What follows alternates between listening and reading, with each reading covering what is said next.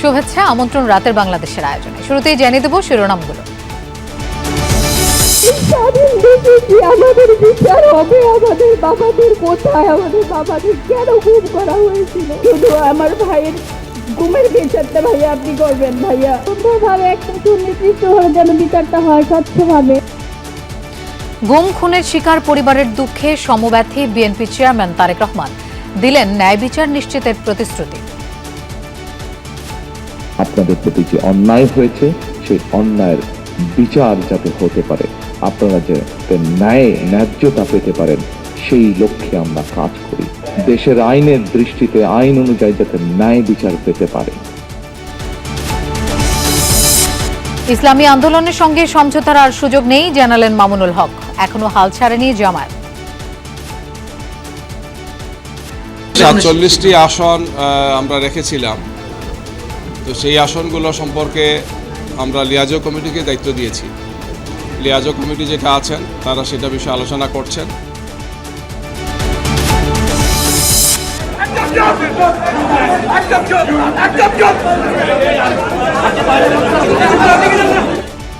দ্বৈত নাগরিকত্ব ইস্যুতে ইসির আপিল শুনানিতে হট্টগোল। অষ্টম দিনে এ পর্যন্ত প্রার্থিতা ফিরে পেলেন ১৩ জন। কুমিল্লা ৪ আসনে হাসনাতের মনোনয়ন বহাল।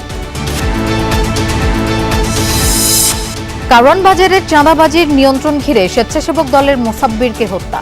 পরিকল্পনায় আন্ডারওয়ার্ল্ডের দিলীপ ওরফে বিনাশ। নৈতিকতা সম্পন্ন সাংবাদিকতার সময় এসেছে, গণমাধ্যম সম্মেলনে বললেন সাংবাদিকরা। রাজনৈতিক লেজুর বৃত্তি ছেড়ে সবাইকে ঐক্যবদ্ধ থাকার আহ্বান। রাষ্ট্রের নানা অঙ্গ প্রত্যঙ্গের গণতান্ত্রিক সংস্কারের জন্য যখন লড়াই হচ্ছে, তখন এই প্রতিষ্ঠানগুলি আক্রান্ত হচ্ছে। নির্বাচিত সরকার আসলে আমাদের সবকিছু আমরা পেয়ে যাব। এই সাংবাদিকতার পেশার উন্নতির জন্য একটা নিউজ পেপার স্ট্যান্ডার্ডস কমিটি করা উচিত। আইসিসির সাথে বৈঠকে আবারও নিজেদের অবস্থান স্পষ্ট করল বিসিবি। ভারতে বিশ্বকাপ না খেলতে অনড় বাংলাদেশ, গ্রুপ পরিবর্তন নিয়ে আলোচনা।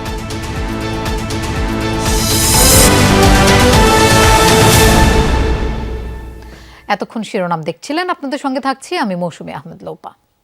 প্রিয়জন হারানো মানুষের কান্নায় কাঁদলেন তারেক রহমান। বুকে জড়িয়ে সন্তানহারা মাকে জানালেন সমবেদনা। মতবিনিময় সভা থেকে আরেকবার উচ্চারিত হল গুম খুনের অপরাধে শেখ হাসিনা রেজিমের বিচারের দাবি। ন্যায় বিচারের মাধ্যমে রক্ত ঋণ পরিশোধের অঙ্গীকার করলেন বিএনপির চেয়ারম্যান। বললেন, কৌশলের নামে বিএনপির নেতাকর্মীদের কেউ গুপ্ত রূপ ধারণ করেনি। সন্তানহারা মাকে বুকে জড়িয়ে ধরে দিলেন ভালোবাসার পরশ। এ যেন এক সন্তান হারিয়ে আরেক সন্তানকে খুঁজে পেলেন অভাগী মা।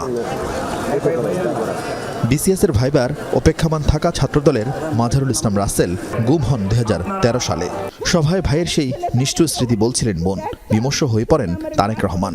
আমি তারেক রহমান ভাইয়ের কাছে কিচ্ছু চাই না ভাইয়া, শুধু আমার ভাইয়ের গুমের বিচারটা ভাইয়া আপনি করবেন ভাইয়া। চিনমৈত্রী সম্মেলন কেন্দ্রে গুম খুনের শিকার ৯০০ পরিবারের সদস্যরা উপস্থিত হন। পরিবারগুলো আলাদা হলেও গল্প এক, নিষ্ঠুর, বেদনাবিধুর, দীর্ঘ অপেক্ষার যন্ত্রণা। রাষ্ট্রীয় মদদে বাবা হারানো রিদি সাফাদের অপেক্ষা সুদূর পরাহত হওয়ায় চাইলেন গুম খুনের ন্যায় বিচার। এই স্বাধীন দেশে কি আমাদের বিচার হবে? আমাদের বাবাদের কোথায়? আমাদের বাবাদের কেন গুম করা হয়েছিল? আসাদুজ্জামান নূর মাস্টার মাইন্ডারের ফাঁসি চাই। সুন্দরভাবে একটা সুনির্দিষ্টভাবে যেন বিচারটা হয়, স্বচ্ছভাবে। এক একটা পরিবারের আর্তনাদ আর আকুতিতে পুরো হলরুমে তৈরি হয় আবেগঘন পরিবেশ। এতদিন ভার্চুয়ালি সবার সাথে যোগাযোগ থাকলেও আজ সামনাসামনি আবেগ ধরে রাখতে পারলেন না তারেক রহমান। পরে কারো নাম উচ্চারণ না করেই গুম খুনের ন্যায় বিচার পাইয়ে দেওয়ার প্রতিশ্রুতি দেন বিএনপি চেয়ারম্যান। আপনাদের প্রতি যে অন্যায় হয়েছে সেই অন্যায়ের বিচার যাতে হতে পারে, আপনারা যে ন্যায্যতা পেতে পারেন সেই লক্ষ্যে আমরা কাজ করি। দেশের আইনের দৃষ্টিতে আইন অনুযায়ী যাতে ন্যায় বিচার পেতে পারে, তার একটি মাত্র উপায় হচ্ছে, সেই ন্যায় বিচারকে নিশ্চিত করার একটি মাত্র উপায় হচ্ছে বাংলাদেশে আগামী দিনে অবশ্যই একটি গণতান্ত্রিক সরকার প্রতিষ্ঠিত করতে হবে। তুলে ধরলেন বিএনপির বিরামহীন গত ১৭ বছরের ফ্যাসিবাদ বিরোধী আন্দোলনের ভূমিকার কথা। একই পরিবারের এক ভাই গুম হয়েছে, আরেক ভাই গিয়ে তার জায়গায় পরের দিন রাজপথে আন্দোলনকে আরো তীব্রতর করার প্রতিজ্ঞার শপথ নিয়ে দাঁড়িয়ে গিয়েছে। কৌশলের নামে গুপ্ত কিংবা সুপ্ত বেশ ধারণ করেনি বিএনপির কর্মীরা। আচরণবিধি লঙ্ঘন হবে এমন আশঙ্কায় অনুষ্ঠানে বিএনপির আগামী দিনের পরিকল্পনা তুলে ধরতে চাননি তারেক রহমান। শুধু সতর্ক করেন কেউ কেউ নানা অজুহাতে গণতন্ত্রের যাত্রা বাধাগ্রস্ত করতে চায়। সেই প্রতিটি মানুষকে আজ সজাগ থাকার জন্য যারা বিভিন্ন উসিলা দিয়ে বিতর্ক তৈরি করে গণতন্ত্রের পথকে আবার নষ্ট করার বা ব্যাহত করার চেষ্টা করছেন, তারা যাতে সফল না হয়। অনুষ্ঠানে তারেক রহমানের সামনে কথা বলতে না পেরে নির্যাতিত পরিবারের কেউ কেউ হইচই করেন। অনুষ্ঠান শেষে তারেক রহমান তাই নিজেই ছুটে যান তাদের কাছে। আপনারা সবাই সিটে থাকেন। আরফিন শাকিল, যমুনা নিউজ, ঢাকা। ইসলামী আন্দোলনের সাথে আসন সমঝোতার আর কোনো সুযোগ নেই জানিয়েছেন বাংলাদেশ খেলাফত মজলিসের আমির মাওলানা মামুনুল হক। তবে দলটির সাথে নির্বাচনের পর রাজনৈতিক সমঝোতা হতে পারে। অবশিষ্ট 47 আসনে সমঝোতা করে 10 দলের প্রার্থী ঘোষণা করা হবে বলে জানান তিনি।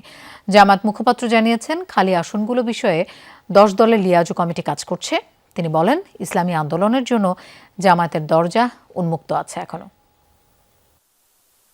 সকালে নানা ইস্যুতে শুরু হওয়া জামাতের সর্বোচ্চ ফোরাম নির্বাহী পরিষদের বৈঠক চলে বিকেল পর্যন্ত, যেখানে ইসলামী আন্দোলনের 11 দল থেকে বেরিয়ে যাওয়া সহ ইশতেহার, জামাত আমিরের নির্বাচনী সফরসূচি সহ নানা বিষয় নিয়ে চলে আলোচনা পর্যালোচনা।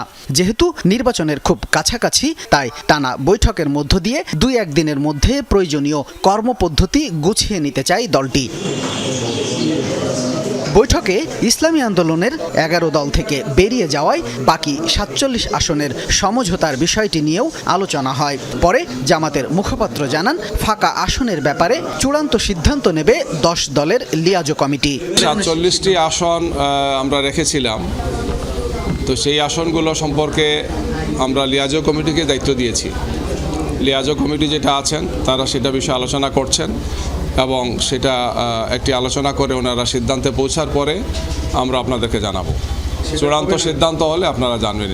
এদিন জামাত কার্যালয়ে আসেন 10 দলের অন্যতম শরিক দল বাংলাদেশ খেলাফত মজলিসের আমির মাওলানা মামুনুল হক। জামাতের শীর্ষ নেতাদের সঙ্গে ইসলামী আন্দোলন ইস্যুতে বৈঠক করেন তিনি।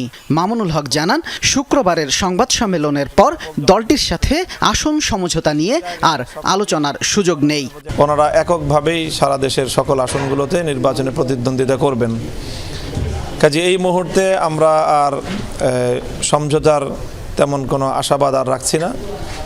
বাকি আমরা এটুকু আশা রাখি যে পরবর্তীতে পথ চলতে চলতে রাজনীতিতে শেষ কথা বলতে কিছু নেই এবং নির্বাচনী বাস্তবতার সম্মুখীন হয়ে হয়তো আমাদের সকলের মধ্যে আবার নতুন করে কোনো উপলব্ধি সৃষ্টি হতে পারে। মামুনুল হক বলেন, শরিয়া আইনের ব্যাপারে জামাত আমিরের দেয়া বক্তব্য ভুল বুঝেছে ইসলামী আন্দোলনের নেতারা। হঠাৎ করে একসাথে একদিনেই ইসলামী শরিয়ার পরিপূর্ণ আইন বাস্তবায়ন করা সম্ভব না, এই সম্ভাব্যতার জায়গাটাই উনি বলেছেন। শামীম রেজা, যমুনা নিউজ, ঢাকা। শেষ হলো ইসিতে আপিল নিষ্পত্তি শুনানির দীর্ঘতম দিন। 8ম দিনে সকাল 10টায় শুরু হয়ে রাত 8টায় শেষ হয় শুনানি। এদিন কুমিল্লা 4 আসনে বিএনপি এনসিপির পাল্টাপাল্টি আবেদনে হাসনাত আবদুল্লাহর আপিল মঞ্জুর হয়। এর আগে দ্বৈত নাগরিকত্ব নিয়ে শুনানিতে আইনজীবীদের দুপক্ষের মধ্যে হয় হট্টগোল।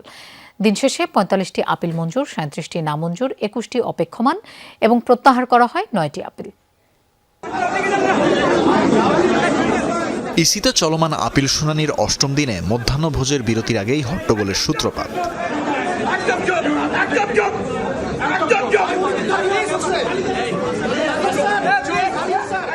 হট্টগোলের ঘটনায় আব্দুল আওয়াল মিন্টুর বিরুদ্ধে কটূক্তির অভিযোগ তোলেন এনসিপি নেতা হাসনাত আবদুল্লাহ।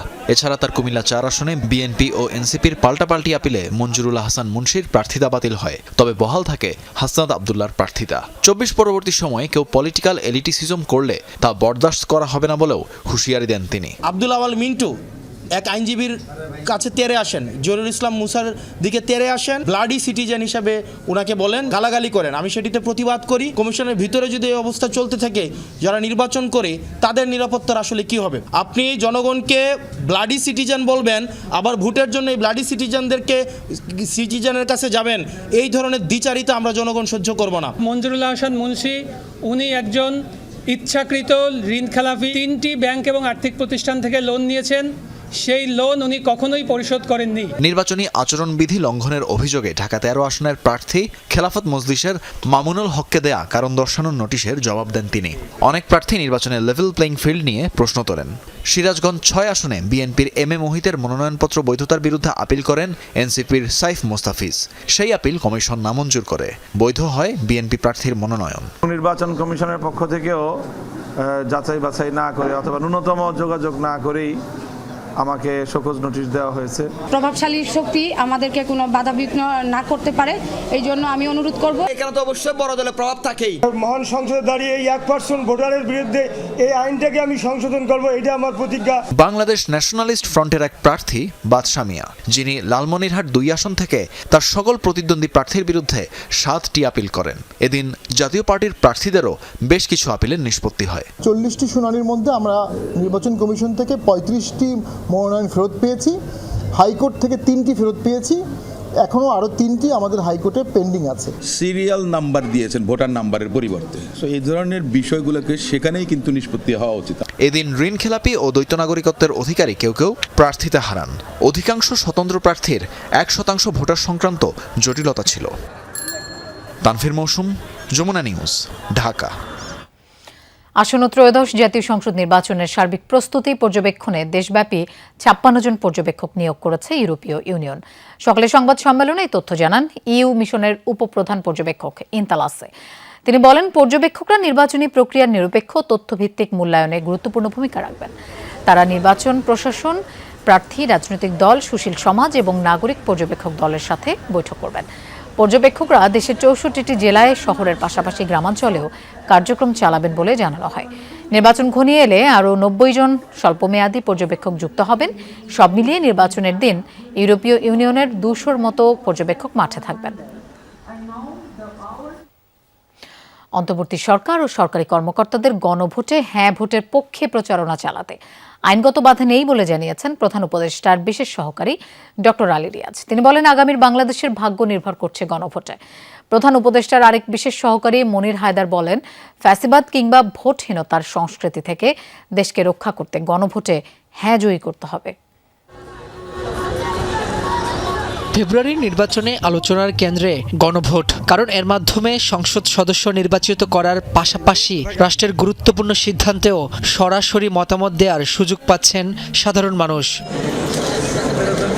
শনিবার রাজধানীর ইস্কাটনে গণভোটের প্রচারণা নিয়ে ঢাকা বিভাগীয় কমিশনারের মতবিনিময় সভায় অংশ নেন বিভিন্ন মন্ত্রণালয়ের আমলা, ঢাকা বিভাগীয় কমিশনার, নির্বাচন কর্মকর্তা সহ আইন শৃঙ্খলা বাহিনীর ঊর্ধ্বতন কর্মকর্তারা। সভায় প্রধান উপদেষ্টার বিশেষ সহকারী মনির হায়দার বলেন, গণভোটে হ্যাঁ ভোটের বিপক্ষে ষড়যন্ত্র চলছে। সামাজিক যোগাযোগ মাধ্যম সহ বিভিন্ন প্রক্রিয়ায় প্রোপাগান্ডা চালানো হচ্ছে বলেও দাবি করেন তিনি। মূলত এই মিথ্যাচার এবং অপপ্রচারের ব্যাপারে মানুষের কাছে সঠিক তথ্যটা পৌঁছে দেওয়াটাই হচ্ছে আমাদের কাজ। পরে প্রধান উপদেষ্টার বিশেষ সহকারী অধ্যাপক আলী রিয়াজ ভবিষ্যৎ বাংলাদেশের জন্য গণভোটে হ্যাঁ এর প্রয়োজনীয়তা তুলে ধরেন। বলেন, আওয়ামী লীগের আমলে নির্বাচনের সময় রাষ্ট্রযন্ত্রকে ব্যবহার করে প্রশাসনকে অনৈতিক কাজে বাধ্য করা হয়েছিল। গণভোটের মাধ্যমে যার অবসান ঘটবে। আমি আপনি খুব গুরু গম্ভীরভাবে গণভোট বলবো, তার চেয়ে বরং বলেন, আসেন আমরা বলি যে আপনি কি এই অধিকারটা চান? অন্তর্বর্তী সরকার ও সরকারি কর্মচারীরা গণভোটে হ্যাঁ এর পক্ষে প্রচারণা চালাতে পারেন কিনা সাংবাদিকদের এমন প্রশ্নে আলী রিয়াজ বলেন, হ্যাঁ ভোটে প্রচারণা চালাতে তাদের আইনগত বাধা নেই। নৈতিকতার প্রশ্ন তুলছেন তো, আসুন আমরা নৈতিকতার প্রশ্ন তুলি। নৈতিক জোটটা হচ্ছে ওই মানুষের আত্মদান। দেশে ইতিবাচক পরিবর্তনের জন্য সাধারণ জনগণের মধ্যে হ্যাঁ ভোটের প্রয়োজনীয়তা সহজভাবে তুলে ধরতে রাজনৈতিক দলসহ প্রজাতন্ত্রের সকল কর্মচারীদের প্রতি আহ্বান জানান অধ্যাপক আলী রিয়াজ। রাব্বি হোসেন, যমুনা নিউজ, ঢাকা। চাঁদাবাজির একক নিয়ন্ত্রণ নিতে স্বেচ্ছাসেবক দলের সাবেক নেতা মোসাব্বিরকে হত্যা করা হয়। পরিকল্পনাকারী ও নির্দেশদাতা আন্ডারওয়ার্ল্ডের দিলীপ ওরফে দাদা বিনাশ। মোসাব্বিরকে হত্যার নীলনকশা বাস্তবায়নে মালয়েশিয়ায় বসে 15 লাখ টাকার চুক্তি করে বিনাশ। খুনের আগে পরে বিকাশে লেনদেন হয় প্রায় 2 লাখ টাকা। অনুসন্ধানে পাওয়া গেছে এসব তথ্য। বিস্তারিত দেখুন রাব্বি সিদ্দিকীর রিপোর্টে। রাজধানীর কারওয়ান বাজার মার্কেট। অভিযোগ আছে 2024 সালের 5 আগস্টের পর এখানকার দোকানীদের কাছ থেকে চাঁদা নিতে শুরু করেন স্বেচ্ছাসেবক দলের সাবেক নেতা মোসাব্বির। একই সাথে নিয়ন্ত্রণে নেয় বসুন্ধরার সামনের ফুটপাতের দোকানগুলো। একই বছর 25 ডিসেম্বর মালয়েশিয়ায় থাকা দিলীপ ওরফে বিনাশের লোকজন চাঁদা আদায়ে তৎপর হয়। ব্যবসায়ীরা অপারগতা জানালে তাদের লক্ষ্য করে ককটেল বিস্ফোরণ ও দোকান ভাঙচুর করা হয়। হামলার পর ব্যবসায়ীরা ফোনে বিনাশের সাথে যোগাযোগ করলে উঠে আসে তার আন্ডারওয়ার্ল্ডের দাদা পরিচয়।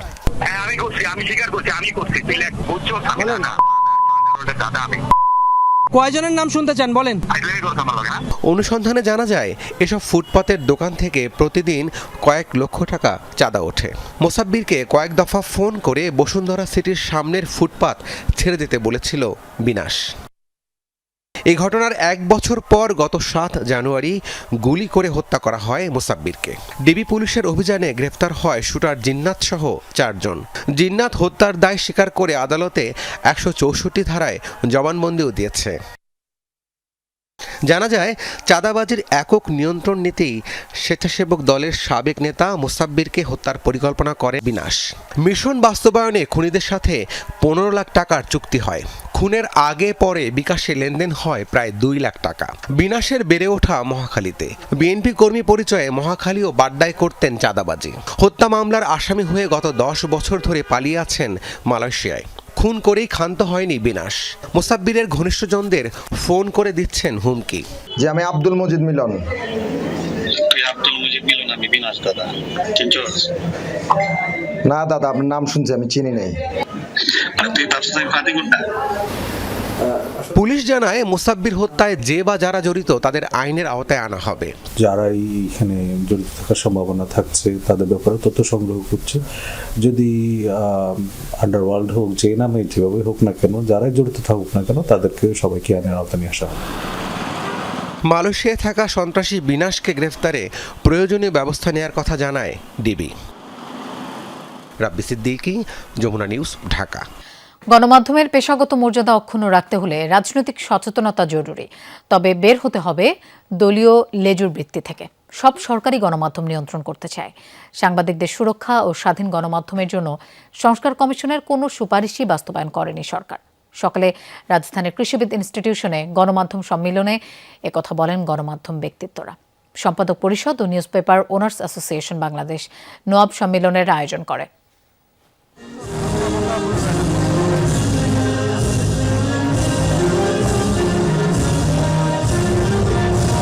জাতীয় সঙ্গীতের মধ্য দিয়ে শুরু হয় সম্মেলনের আনুষ্ঠানিকতা। এবারের সম্মেলনে অংশ নেন কেন্দ্র থেকে প্রান্তের গণমাধ্যম কর্মীরা। তুলে ধরেন গণমাধ্যমের চ্যালেঞ্জ ও ভবিষ্যৎ করণীয় নিয়ে নিজেদের মতামত।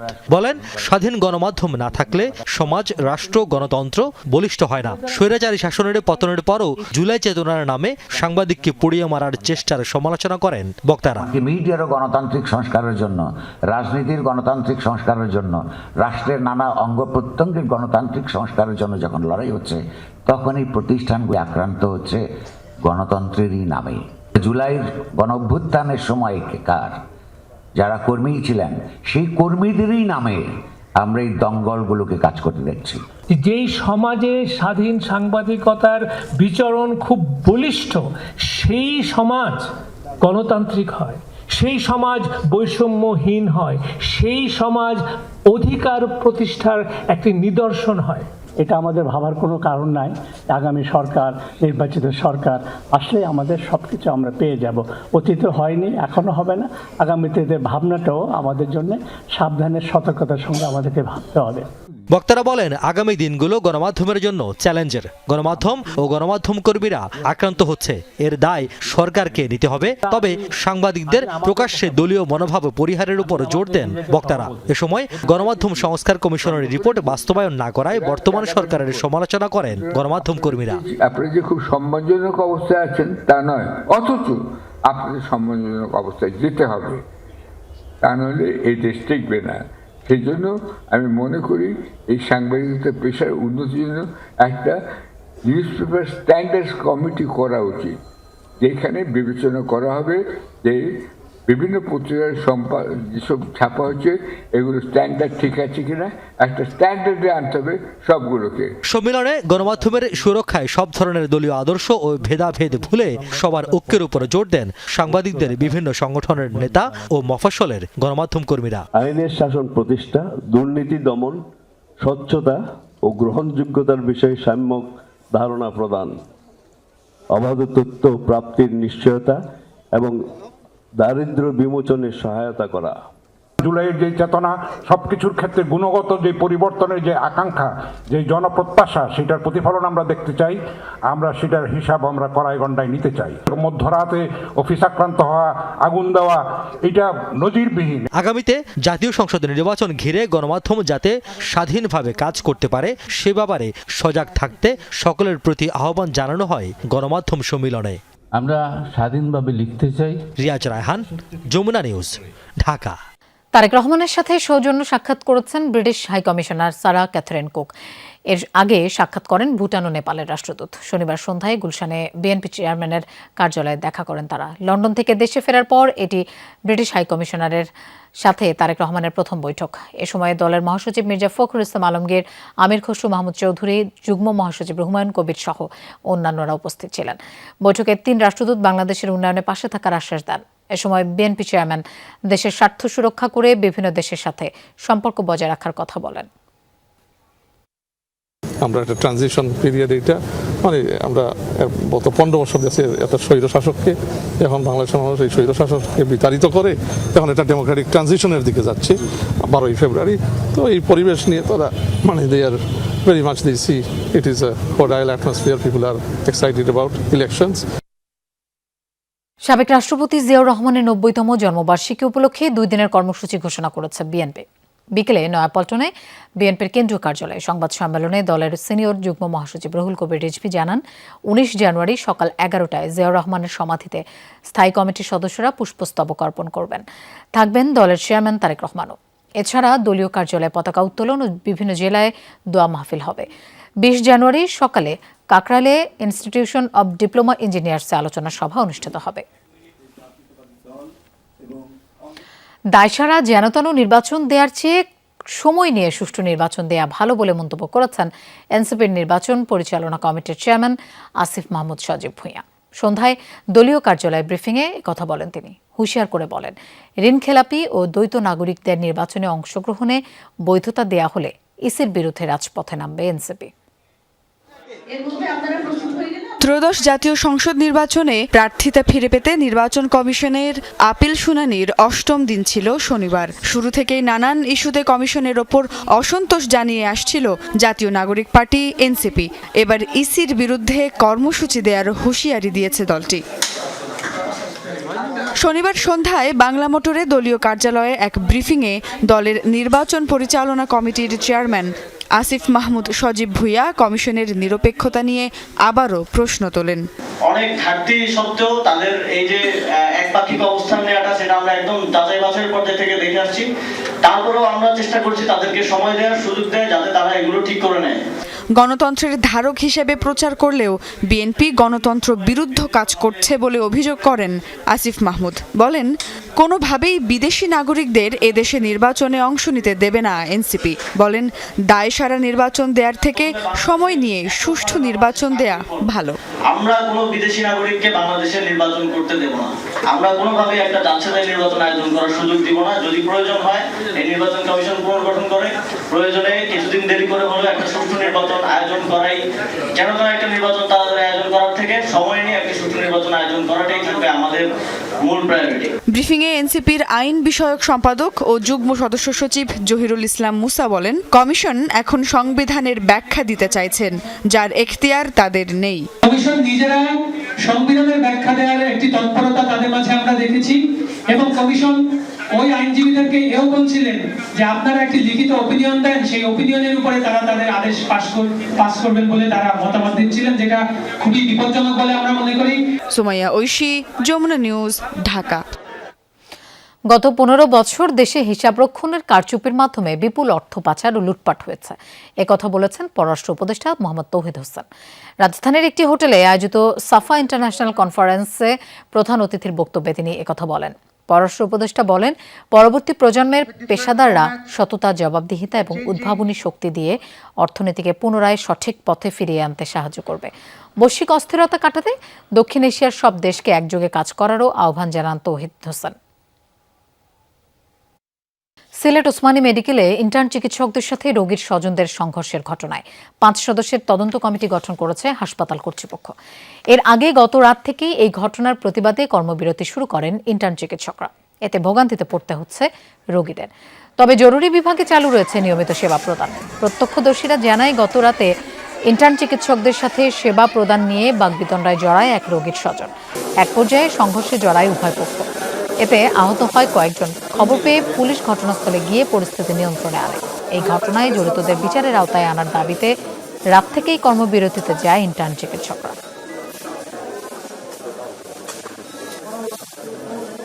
সবার মধ্যে উত্তেজনা ছিল, আমরা সবাই আতঙ্কে ছিলাম, আর পরে আমরা কোনো সেবা পাইনি। প্রথম যেরকম পাইছি মনে করেন সেরকম তো পাই না। ওরা বলছে এইটা নিয়ে আতঙ্কিত হয়ে না, আমরা পুনরায় আপনাদেরকে সেবা দেব পরিস্থিতি শান্ত হলে। তারা আমাদেরকে আশ্বাস দিয়েছেন যে তারা আইনি প্রক্রিয়ার মাধ্যমে এবং সরকারি যে সকল সিস্টেম আছে তার মাধ্যমে এটা দ্রুত সমাধান করার চেষ্টা করবেন বলেছেন। রোগীর অ্যাটেন্ডেন্টকে কালকে পুলিশের হেফাজতে দেওয়া হয়েছে। এখন আমার প্রশাসন এখানে যাবে, সকাল থেকে তো ওদের সাথে মিটিং। এখন আমরা ওইটা ডিটেল মামলা করবো কিনা, কি বৃত্তান্ত, তারা কি করতেছে, আমরা আইনগত বিষয়গুলা, আমাদেরও লয়ার আছে।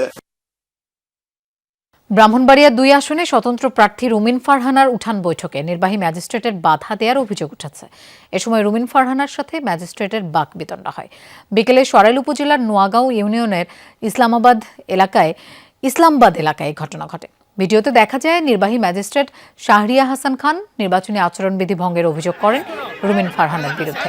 এতে ক্ষুব্ধ হয়ে ওঠেন রুমিন ফারহানা। সব প্রার্থী সভা সমাবেশ করছে উল্লেখ করে রুমিন ফারহানা ম্যাজিস্ট্রেটকে সতর্ক করে দেন। বলেন, শেখ হাসিনার আমলে যারা সামনে আসার সাহস পায়নি তাদের কথাই এখন প্রশাসন চলছে। অন্যদিকে নির্বাহী ম্যাজিস্ট্রেট শাহরিয়া হাসান খান বলেন, নির্বাচন বিধি মালা লঙ্ঘন করে সমাবেশ করায় তাদের বাধা দেওয়া হয়েছে। মাদারীপুরে আধিপত্য বিস্তারকে কেন্দ্র করে 2 গ্রুপের মধ্যে দফায় দফায় সংঘর্ষ ও ককটেল বিস্ফোরণের ঘটনা ঘটেছে। এতে একজন আহত ও একজনকে গ্রেফতার করেছে আইনশৃঙ্খলা বাহিনী। স্থানীয়রা জানান, সাবেক কমিশনার আক্তার হাওলাদারের সঙ্গে হাসান হাওলাদার ও কামরুল গ্রুপের মধ্যে দীর্ঘদিন ধরে বিরোধ চলছিল। পূর্ব বিরোধের জেরে আজ উভয় পক্ষের মধ্যে ধাওয়া পাল্টা ধাওয়া ও ইটপাটকেল নিক্ষেপের ঘটনা ঘটে। প্রায় 3 ঘন্টা ধরে চলা সংঘর্ষে ককটেলের বিস্ফোরণও ঘটনা হয়। এতে আহত একজনকে উদ্ধার করে হাসপাতালে পাঠানো হয়েছে। এ সময় পরিস্থিতি নিয়ন্ত্রণে আনতে পুলিশ, র্যাব ও সেনাবাহিনী যৌথ অভিযান চালিয়ে ঘটনাস্থল থেকে বিপুল পরিমাণ দেশীয় অস্ত্র উদ্ধার করে এবং একজনকে গ্রেফতার করে। চট্টগ্রামের বোয়ালখালীর নিজ বাড়ি থেকে 2 ভাইকে গ্রেফতারের পর তাদের দেখানো গোপন স্থানে মিলেছে 6টি অস্ত্র, গুলি ও সরঞ্জাম। গ্রেফতার 2 জন অস্ত্র বেচাকেনা এবং তৈরির সাথে সম্পৃক্ত বলে দাবি করেছে সেনাবাহিনী ও পুলিশ। শুক্রবার মধ্যরাতে বোয়ালখালী সারওয়াতলি ইউনিয়নের হোরারবাগ চেয়ারম্যান বাড়িতে অভিযান চালিয়ে 2 ভাই সালাউদ্দিন রুমি ও সাইফুল ইসলাম বাপ্পিকে গ্রেফতার করে যৌথ বাহিনী। তাদের দেয়া তথ্য মতে ঘরের সিন্দুক, মাচা ও গোয়ালঘরের পেছনে খড়কুটার মধ্যে পাওয়া যায় 4টি শটগান, 2টি পিস্তল, 13 রাউন্ড গুলি ও অস্ত্র তৈরির সরঞ্জাম। গ্রেফতার 2 জনের বাবা প্রয়াত আবুল বশর টানা কয়েক দফা 5 নম্বর সারওয়াতলি ইউনিয়নের চেয়ারম্যান ছিলেন। তাদের বড় ভাই বেলাল হোসেন একই ইউনিয়নের বর্তমান চেয়ারম্যান। গ্রেফতার রুমির বিরুদ্ধে 6টি ও বাপ্পির বিরুদ্ধে 4টি মামলা আছে। সেনাবাহিনী ও পুলিশ কর্মকর্তাদের দাবি, দুজনেই অস্ত্র বেচাকেনা এবং নিজস্ব পদ্ধতিতে অস্ত্র তৈরির সঙ্গে সম্পৃক্ত। এদিকে বিকেল থেকে নগরের কাজীর দেউরি মোড় সহ একাধিক পয়েন্টে চেকপোস্ট বসিয়ে তল্লাশি চালায় সেনাবাহিনী ও পুলিশ। ইরানের সহিংস বিক্ষোভে ব্যাপক ক্ষয়ক্ষতি ও প্রাণহানির জন্য সরাসরি মার্কিন প্রেসিডেন্ট ডোনাল্ড ট্রাম্পকে দায়ী করেছেন ইরানের সর্বোচ্চ নেতা আয়াতুল্লাহ আলী খামেনি। শনিবার এক ভাষণে বলেন, বিক্ষোভের ধরনেই এটি স্পষ্ট যে সবকিছু হয়েছে যুক্তরাষ্ট্রের পরিকল্পনায়।